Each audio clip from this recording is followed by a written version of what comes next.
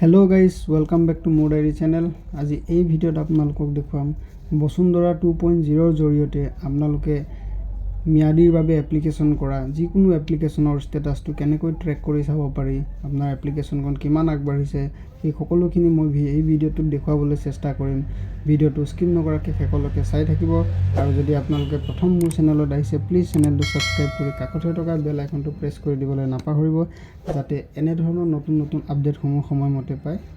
আপোনাৰ মোবাইল বা কম্পিউটাৰত যিকোনো এটা ব্ৰাউজাৰ ওপেন কৰি ল'ব আৰু সাৰ্চ কৰিব লাগিব বসুন্ধৰা 2.0।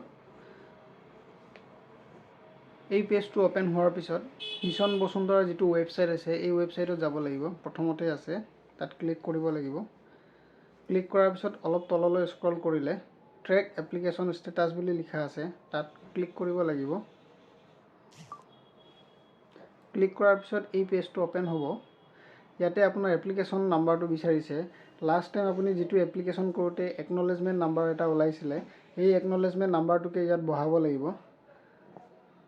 সম্পূৰ্ণ বহুৱাৰ পিছত তলত যেটো ট্ৰেক লিখা আছে এই ট্ৰেক অপচনত ক্লিক কৰিব লাগিব।